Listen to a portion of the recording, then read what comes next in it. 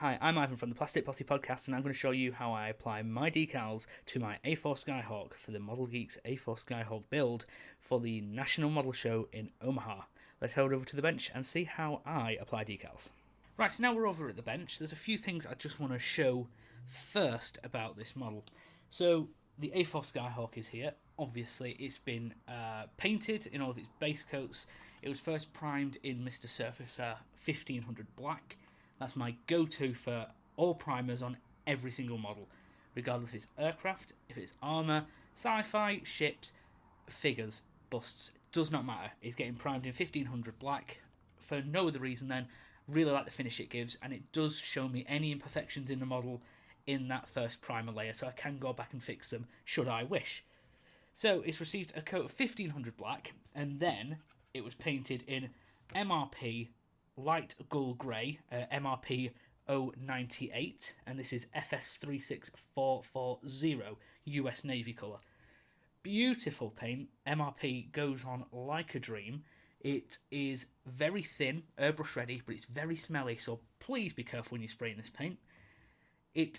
I apply this at around 8 to 10 psi, very thin layers, build it up, and you get a really smooth finish. Then once the white areas, are just Tamiya's XF2, just flat white, nothing special, and the red areas are the AK Real Colours red. It just plain red, really nice finish. And red can be a bit of an awkward colour to get down sometimes. This is such a heavily pigmented paint, so that it really does not require many layers to get a nice, opaque, strong red finish. With all the base layers done, the model was then given a very slight sand and then given a coat of GX112 UV Cut Gloss. This is a super clear 3 UV Cut Gloss with Mr. Leveling Thinner. Nothing special here. I didn't do any mist coats. There were wet coats. Get a nice strong wet coat, leave it be. Do not touch it. I've not touched this. This was clear coated about a week ago, or thereabouts, so it's had absolutely ample time to dry. You can see it's quite shiny. It's not like a 2K finish, but it's as shiny as it needs to be for our decals. Speaking of decals, what we have here is a pot of warm water. I always use warm water, it's my go-to, and we have Microset and Microsol, and these are from Microscale Industries. There are lots of other different setting solutions you can use. Here we have the Mr. Hobby, Mr. Mark Setter Neo, and Mr. Mark Softer Neo. I have these, not used them that often, mainly because I do sometimes forget which order I need to. Is it the blue first or is it the green first?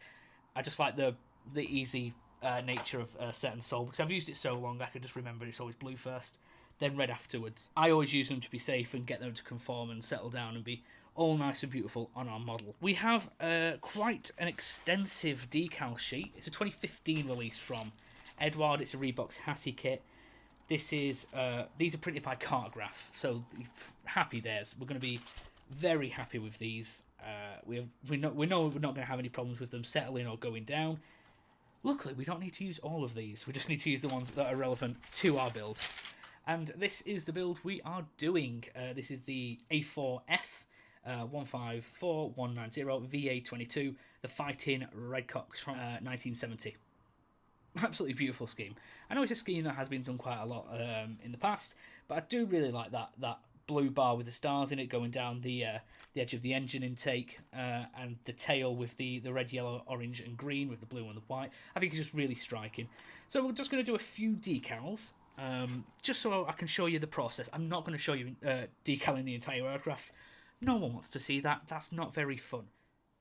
So we're going to start off with one of the more obvious decals. We're going to do this one right here, which is, nicely, decal number 1, which is the really nice stars and bars. So going to our decal sheet, we can find, nicely numerical order, we got our first decal here. Be very careful when using knives or scissors. And what I do is just find the decal we need and carefully cut it out. Don't worry, you can use you can leave plenty of space around the decal. Cartographic decals have very minimal carrier film, so you don't have to worry about that. We've got our decal tweezers here. Reservoir of warm water. Just pop that in. And you might know it does tend to curl up. And this is warm water, so it's not going to take too long. That's soaked enough. So we're just going to take that out and rest it on our bit of paper towel there while we prep the model. So what I do now is I first get my micro set. And here I've just got a nice synthetic MIG ammo brush. This is just a number 6. I just find it a nice round shape. It's just, for no reason, it's just a nice round brush that we can use to get a little bit of our certain solution. And we coat the area where the decal is going to go. You can see, because it's quite shiny, there's quite a lot of surface tension, but don't worry, the solution is there. Look at our decal. And it's not moving just yet. You don't want to force these, because decals are quite fragile, they'll crack very easy. So you don't want to be damaging decals, you want to be quite gentle with them. As you can see, it's still not, it's starting to move slightly, but we still don't want to force it. So a couple more seconds. In the meantime, we're going to get a couple of cotton buds, or Q-tips as you call them, over the pond. I'm going to keep a dry one, and I'm going to moisten another one. So that one has been moistened a little. And the reason I do that is because sometimes if you use a very dry cotton bud on a decal, it can stick. And I had this happen before, a dry cotton bud. I'm trying to press the decal down so it conforms to the surface and remove the excess water from underneath, and it's stuck to the dry Q-tip and pulled and ripped and teared. So we don't want to have that happen again.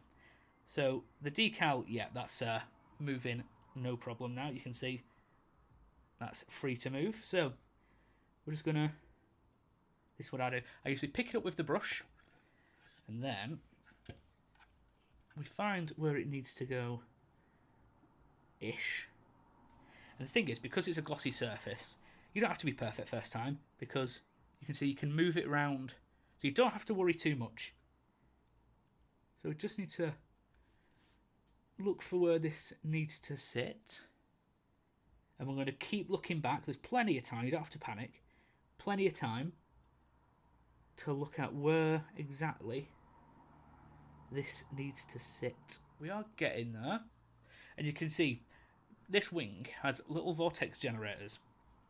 With these decals, you absolutely don't need to worry about that. These decals will conform around them beautifully. Unfortunately, there are other decals that won't, which will need more aggressive solutions. So sometimes you can use X28 thinners. Some people even use Tamiya extra thin glue to really get their decals to sit. I like a hairdryer. A hairdryer will get these things to suck down. And I think we're nearly there. Do want to make sure it's right, because once we start pressing this down and getting it in place, then again, just check your angles, make sure everything's looking aligned and straight. I'm happy with that one. So what I'm going to do is, with our moistened Q-tip, start very gently from the centre, rolling out to the edges.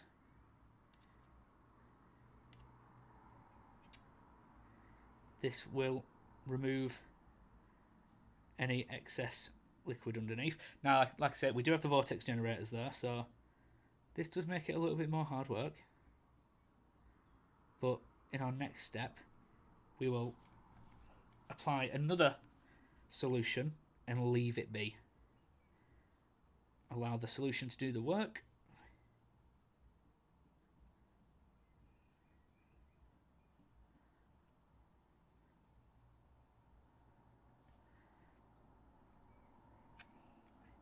So, you can see so far that we've done this top bit, this bottom bit even. It's just, obviously around the vortex generators, it's just curled over. It's not conformed to any of the details yet. So we're just going to pop our lid on our microset. We do not want to be spilling that. And then we're going to take our microsol, rinse our brush out. Get a nice brush full of that. And then just over the entire decal.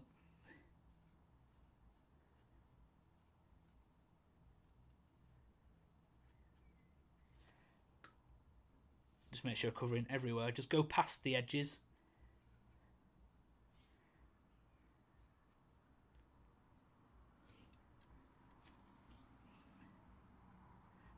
And now what I'm going to do, you have to excuse the noise. It's going to get our hairdryer and blast it. Be very careful. This is a very cheap hairdryer, so it gets very hot. Very, very hot. I'd never use it on my head. But I'm going to give the decal a blast and see what that does.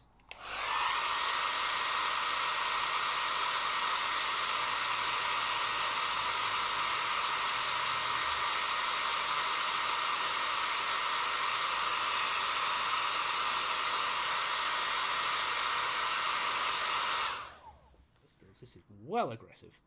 And so the hairdryer did work a bit, but what we've gone with the nuclear option, because those vortex generators are quite a protruding part of the wing surface. So we've gone with a more nuclear option. We have Walther's solver set. Unfortunately, I have very little of this left. This is what I use when I've got a very, very stubborn decal. We've just applied it, and you can see it's really, really starting to take action. It's already starting to conform into those little access panels there, and it is just starting to conform on those vortex generators. So I'm going to give this a little blast again, and I'll show you again what it looks like after I've given it a quick dry. Right, so we've left the solver set to dry for a little bit, and we've blasted it with a bit of a hairdryer. So you can see this is where we're at in the minute. It's really conformed well. Access panels, panel lines, and the vortex generators. But what we're going to do now is just get, because it's still a bit wet in some areas, now I'm going to dry Q-tip. I was, again, very, very gently going to roll. But not only are we trying to get that excess liquid out, we are pushing very gently the decal into the surface, especially around the vortex generators.